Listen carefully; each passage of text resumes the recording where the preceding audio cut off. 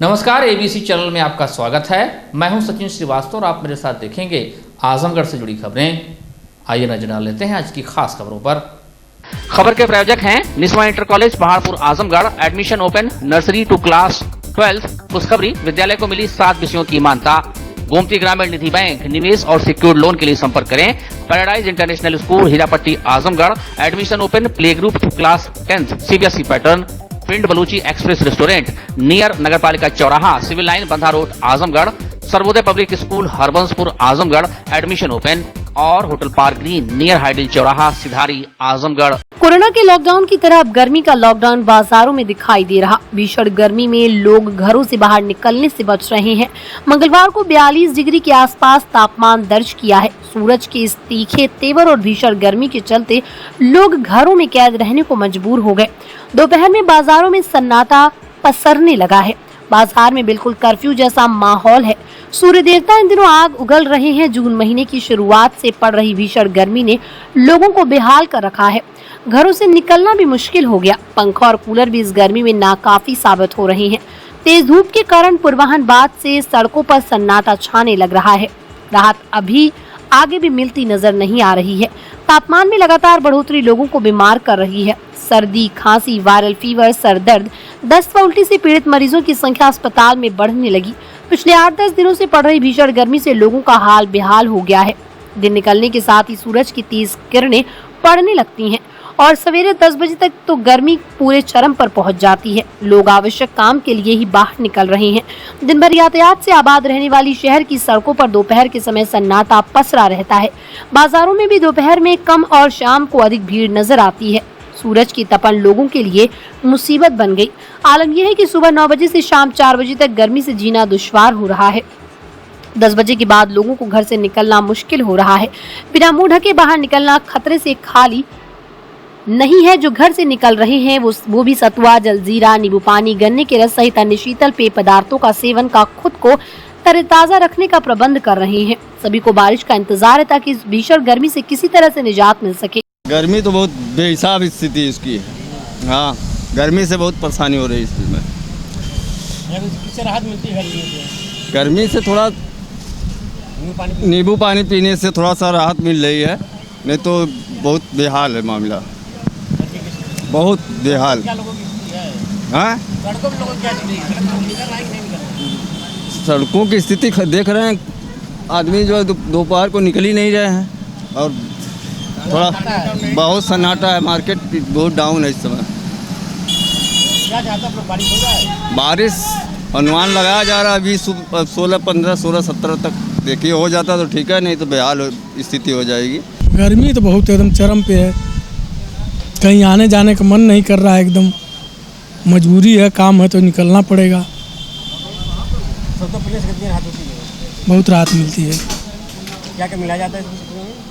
वही नींबू, चटनी, यही सब जो है सब बढ़िया है। इससे राहत मिलती है? कितने का आराम मिलता है आप लोगों को? नहीं, थोड़ा शरीर जो है हीट कम होती है, जो है राहत मालूम होती है, नमी रहती है शरीर में। विषय है अपने यहाँ कहा गया है, जब सूरज गर्मी करे तब बरसन की आस। तो जितनी ज़्यादा तेज़ गर्मी पड़ती है बरसात की संभावनाएं उतनी ज़्यादा होती हैं। परंतु गर्मी का यह जो प्रताप है, वेग है, ये लोगों को झुलसा के रख दिया है।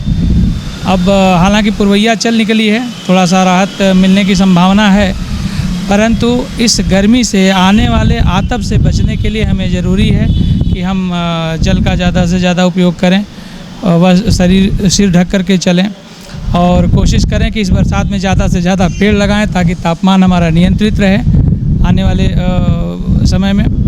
और इस गर्मी से बचने के लिए जल का ज़्यादा से ज़्यादा सेवन करें। क्या लग रहा है, क्या प्रभाव पड़ रहा है? ये प्रभाव है, जैसे त्वचा जल जाती है, धूप से पानी की कमी हो जाती है शरीर में, तो उससे परेशानी होती है। एक बड़ा विषय बस ये है कि इस धूप से बचने के अलावा और कोई उपाय आपके पास नहीं है, बचा जाए इससे। जनजीवन आना जाना हाँ प्रभावित हो रहा है, बहुत बुरी तरह प्रभावित हो रहा है, लेकिन काम है तो लोगों को आना जाना निकलना पड़ेगा ही पड़ेगा। आजमगढ़ के मुबारकपुर के रोडवेज पर स्थित हनुमान शिव मंदिर में स्थित शिव प्रतिमा को क्षतिग्रस्त करने वाले 2 नाबालिग समेत 8 आरोपियों को पुलिस ने 24 घंटे के अंदर गिरफ्तार कर लिया। पुलिस ने दावा किया कि सभी आरोपी कैटरिंग में काम करते थे और दरबान बनने के लिए इस्तेमाल होने वाले भाले को नचाते समय शिव प्रतिमा क्षतिग्रस्त हुई थी। बताते चले कि रविवार की देर रात रोडवेज पर स्थित शिव प्रतिमा का क्षतिग्रस्त कर दिया गया। सोमवार को इसको लेकर स्थानीयों ने सड़क जाम कर दोषियों पर कार्रवाई की मांग की थी। पुलिस की टीमों ने इलाके के सीसीटीवी फुटेज को खंगालते हुए कुल 8 आरोपियों को 24 घंटे के अंदर गिरफ्तार किया।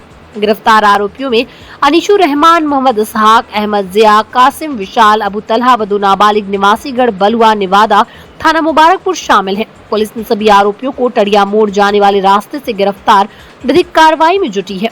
एसपी सिटी ने बताया कि सभी कैटरिंग में काम करते हैं, देर रात भोजन बनाकर वापस लौट रहे थे। लौटते समय दरबान बनने के लिए गए भाले को नचाते आ रहे थे।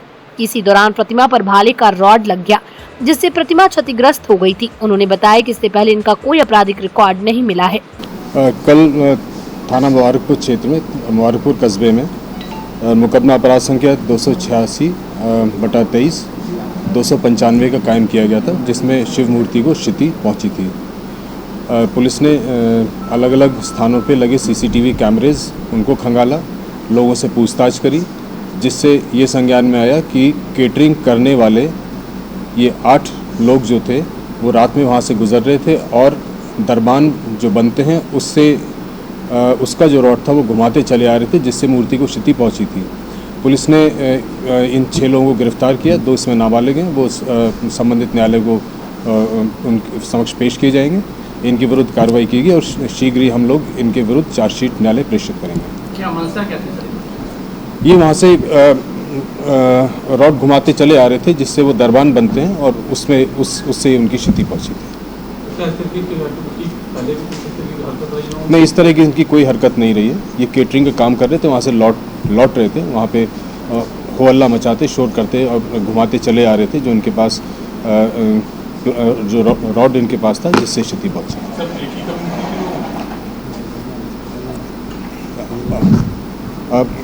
बाकी जो है इन लोगों के विरुद्ध हम लोग कार्रवाई करेंगे और शीघ्र ही विवेचना पूर्ण कर मुबारकपुर में ठीक स्थिति है, सामान्य है, सब चीज़ नॉर्मल है।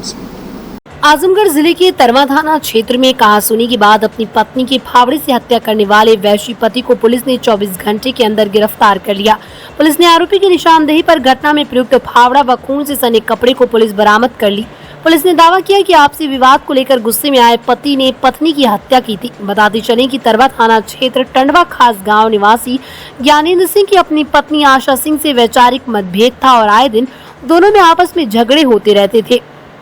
रविवार की रात को भी पति पत्नी में झगड़े हुए। इसी दौरान तैश में आकर ज्ञानेंद्र अपनी पत्नी की फावड़े से प्रहार कर मौत के घाट उतार दिया और फरार हो गया। पुलिस की टीमें लगातार आरोपी की तलाश में जुटी थी कि जरिए मुखबिर की सूचना पर पुलिस ने बेल्हाडी गांव से आरोपी पति ज्ञानेंद्र सिंह को दबोच लिया। पुलिस ने आरोपी पति की निशानदेही पर घटना में प्रयुक्त फावड़ा व खून से सने कपड़े भी बरामद कर लिए। एसपी सिटी शैलेंद्र लाल ने बताया कि पति व पत्नी के बीच वैचारिक मतभेद चल रहा था। इसी को लेकर दोनों के बीच झगड़ा हुआ और पति ने तैश में आकर घर में रखे फावड़े से अपनी पत्नी की हत्या कर दी। उन्होंने बताया कि आरोपी के खिलाफ जल्दी चार्जशीट न्यायालय में प्रेषित की जाएगी। इनकी गिरफ्तारी करी गई है। ये ज्ञानेंद्र सिंह है। इन्होंने कल अपनी पत्नी की फावड़े से हत्या कर दी थी। इन दोनों में आपस में रात में झगड़ा हुआ था, जिसके उपरांत इन्होंने तैश में आकर फावड़ा निकाला और पत्नी के ऊपर वार कर दिया, जिससे उनकी मृत्यु हो गई। इस संबंध में 146/23 धारा 302 का मुकदमा पंजीकृत किया गया था और इनको न्यायालय प्रस्तुत किया जाएगा और शीघ्र इनकी चार्जशीट भेजकर कठोर दंडात्मक कार्रवाई की जाएगी। यह पति पत्नी के विवाद में आपस में झगड़ा होने के उपरांत ये घटना कारित हुई है। जो मौके पे फावड़ा है वो भी बरामद हो गया, इनसे बरामद हुआ है और अब इनको न्यायालय प्रस्तुत किया जाएगा। आजमगढ़ में बेरोजगारों को नौकरी दिलाने के नाम पर रुपए की ठगी करने का मामला सामने आता था, लेकिन अब एक सिपाही पर ही नौकरी दिलाने के नाम करीब 4.5 लाख रुपए ठगने का आरोप लगा है। इस संबंध में पीड़ित की शिकायत पर आरोपी सिपाही पर पुलिस ने मुकदमा दर्ज कर मामले की छानबीन में जुटी है। शहर कोतवाली के हीरापट्टी मोहल्ले के रहने वाले अमर बहादुर राम पेशे से मजदूर हैं। उन्होंने तहरीर देकर आरोप लगाया था कि 2 वर्ष पूर्व वो बेरोजगार था। इसी दौरान बिलरियागंज थाने पर तैनात सिपाही सिंटू शाह से उसकी मुलाकात हुई, जिसके बाद दोनों के बीच दोस्ताना संबंध हो गए और फोन पर बातचीत भी होने लगी। इस दौरान सिपाही ने युवक से कहा कि उसकी लखनऊ में बहुत लोगों से जान पहचान है और वो उसे किसी भी विभाग में नौकरी दिला देगा, लेकिन इसके लिए 4 से 5 लाख रुपए लगेंगे। दोनों के बीच हुई दोस्ती के कारण अमर बहादुर सिपाही के झांसे में आ गया, जिसके बाद अमर बहादुर ने एक बैंक खाते में करीब 1.5 लाख व नकदी के तौर पर 3 लाख रुपए सिपाही को दे दिए। ये सभी रुपए अमर बहादुर ने अपने सगे संबंधियों से कर्ज लेकर दिए। 2-3 माह बीत जाने के बाद भी जब नौकरी अमर बहादुर को नहीं मिली तो वो सिपाही सिंटू से रुपए मांग करने लगा। इस बीच सिपाही का तबादला जिले के बरदर थाने पर हो गया। रुपए की लगातार मांग करने के कारण सिपाही सिंटू ने अमर बहादुर का फोन उठाना बंद कर दिया। वो जब भी फोन उठाता फर्जी मुकदमे में फंसाने की धमकी देने लगा, जिससे भयभीत पीड़ित ने आरोपी सिपाही के खिलाफ मुकदमा दर्ज कराया। अपर पुलिस अधीक्षक संजय कुमार का कहना है कि एक आवेदक ने बरदर थाने पर 112 में तैनात एक सिपाही के खिलाफ तहरीर दी। सिपाही मेडिकल पर करीब 1.5 माह से है। आरोप है कि करीब 4 लाख से अधिक रुपए सिपाही को नौकरी दिलाने के नाम पर दिया था। इस मामले में सिपाही के खिलाफ मुकदमा दर्ज कर लिया गया और जांच की जा रही है। जांच के बाद कार्रवाई की जाएगी। एक आवेदक द्वारा शिकायत की गई है कि सिपाही जो 112 में बरदे में चल रहा था, तो इस समय मेडिकल से गैरहाजिर चला लगभग 1.5 महीने से। उसके ऊपर आरोप लगाया है कि 4 लाख समथिंग कुछ पैसे इसने दिए थे किसी नौकरी दिलाने के नाम पे, जो वापस नहीं गए। इसमें उसके आरोप के आधार पर FIR पंजीकृत कर ली गई है, विवेचना की जा रही है। जो तथ्य आएंगे उसके आधार पर गिरफ्तारी निश्चित की जाएगी। दिवंगत पूर्व पालिका अध्यक्ष गिरीश चंद्र श्रीवास्तव की 13वीं पुण्यतिथि पर रविवार की देर शाम स्वर्गीय श्रीवास्तव के कुर्मी टोला स्थित पैतृक आवास पर श्रद्धांजलि सभा का आयोजन किया गया। यहां पर उपस्थित लोगों ने उनके चित्र पर पुष्प अर्पित करते हुए उनके व्यक्तित्व व कृतित्व पर प्रकाश डाला। श्रद्धांजलि सभा को संबोधित करते हुए जुगल किशोर जालान ने कहा कि दिवंगत पूर्व पालिका अध्यक्ष गिरीश चंद्र श्रीवास्तव वंचित समाज के रहनुमा थे। उनको योगदान को कभी भुलाया नहीं जा सकेगा। यही वजह है कि उनकी पत्नी निवर्तमान पालिका अध्यक्ष शीला श्रीवास्तव और उनके पुत्र समाज सेवी प्रणीत श्रीवास्तव हनी उनके दिखाए रास्ते पर चलते हुए समर्पित भाव से समाज की सेवा के कार्य में जुटे हुए हैं। डॉक्टर अफजल ने कहा कि स्वर्गीय गिरीश के साथ उनकी गहरी दोस्ती रही। वो जब भी उनसे बात करते तब उनकी बातों से के केंद्र में गरीब और वंचित समाज ही होता। मास्टर कलाम ने कहा कि मौजूदा राजनीति से इतर हटकर गिरीश चंद्र श्रीवास्तव हमेशा समाज के हर तबके के लिए काम करते। उन्होंने हमेशा विकास को अपना एजेंडा बनाया। सुभाष चंद्र श्रीवास्तव ने कहा कि शहर के हर परिवार के साथ गिरीश चंद्र श्रीवास्तव का पारिवारिक संबंध था। वह हर परिवार के किसी न किसी व्यक्ति को चेहरे के साथ साथ नाम से पहचानते थे। पूर्व पालिका अध्यक्ष शीला श्रीवास्तव ने कहा कि ये तो सही है कि महिला होने की वजह से वो अपने पति जितना समाज के लिए नहीं कर पा रही हैं, फिर भी उनकी ये कोशिश होती है कि वो अपने पति के दिखाए हुए रास्ते पर अधिक से अधिक चल सकें। साथ ही अपने बेटे प्रणीत श्रीवास्तव हनी से वो हमेशा ये अपेक्षा करती हैं कि समाज के प्रति दायित्व निर्वहन में उनसे जो कमी रह जा रही है उसे वो पूरा करें। स्वर्गीय गिरीश चंद्र श्रीवास्तव के पुत्र प्रणीत श्रीवास्तव हनी ने लोगों को ये भरोसा दिलाया कि वो जीवन पर्यंत अपने पिता के दिखाए गए आदर्शवादी रास्ते पर चलते रहेंगे और सेवा कार्यों के माध्यम से जनता की सेवा करेंगे।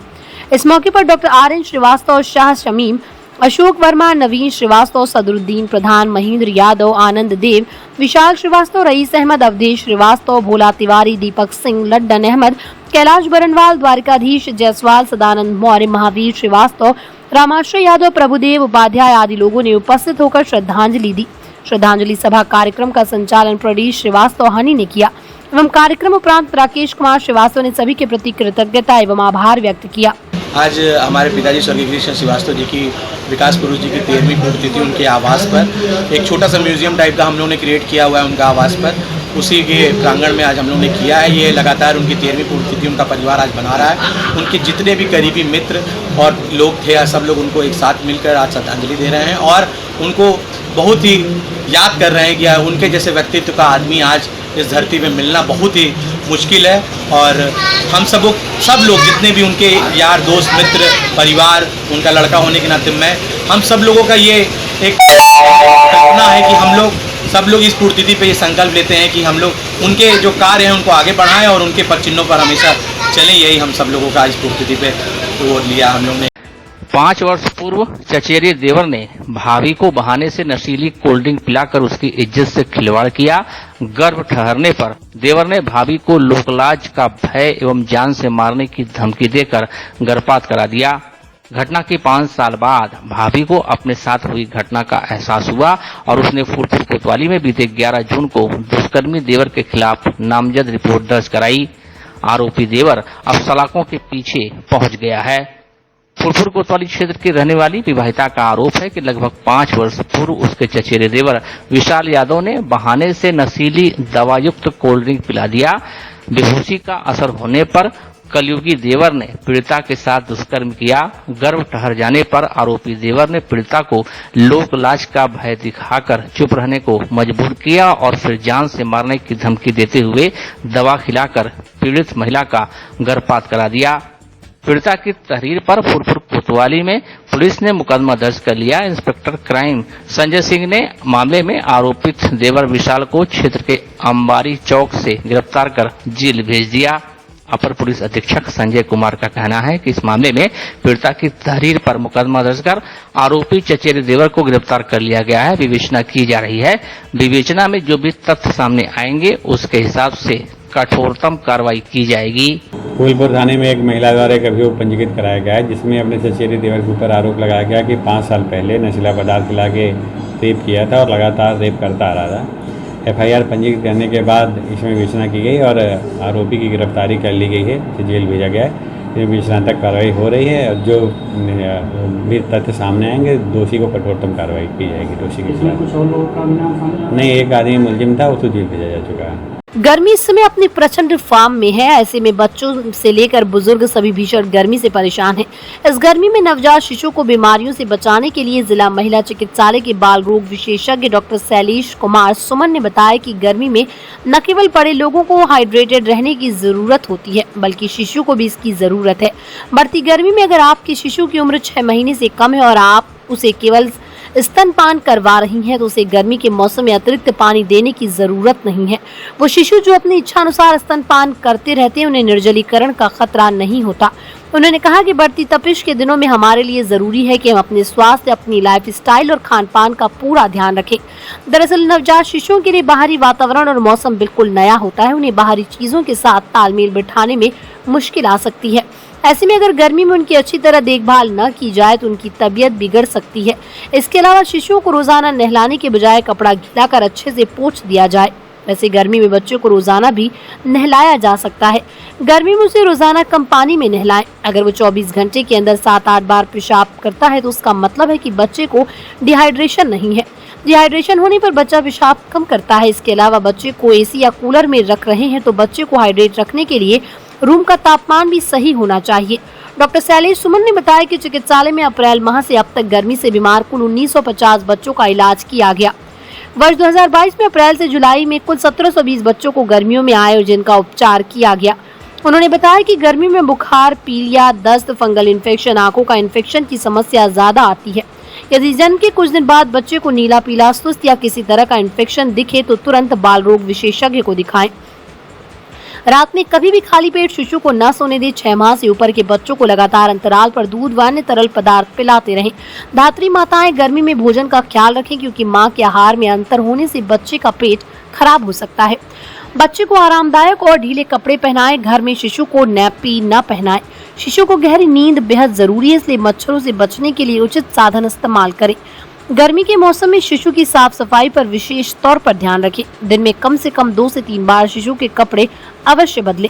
साथ ही कोशिश करें कि बच्चे को धूप में न लेकर जाएं। अगर बच्चों को दस्त एवं उल्टी या बुखार का लक्षण दिखे तो तुरंत डॉक्टर के पास जाएं। उचित सलाह लेकर उपचार शुरू करें। ध्यान रहे नवजात शिशु के लिए बाल रोग विशेषज्ञ के पास जाएं। घर के नजदीक किसी भी झोला छाप डॉक्टर के यहाँ न जाएं। इस समय गर्मी तो बहुत ज़्यादा पड़ रही है। टेम्परेचर हम सब लोग को पता है कि कम से कम 42 डिग्री सेंटीग्रेड के आसपास जा रहा है। फिलहाल जो है बच्चों को बचाने के लिए जो हमारे पास बच्चे आते हैं वो नवजात शिशु होते हैं, ठीक है, या फिर जो है अगर हम कैटेगराइजेशन कर लें तो जो न्यूबॉर्न हैं उसके साथ 6 महीने तक के बच्चे या फिर उससे बड़े बच्चे। तो जो छोटे बच्चे हैं उनमें जो समस्या होती है कि इन्वायरमेंटल टेम्परेचर की वजह से कभी कभी उनको बहुत ज़्यादा बुखार की कंप्लेन इस समय मिलती है। तो उसके लिए जो है हमको ये करना है कि माँ का दूध पिलाते रहना है, उसके अलावा और कुछ भी नहीं देना है। साथ में जो है कमरे का टेम्परेचर 25 से 27 डिग्री के बीच रखना है। आप एसी चलाइए, कूलर चलाइए, कुछ भी करिए, पर टेम्परेचर 27 डिग्री से ऊपर मत जाने दीजिए, ठीक है।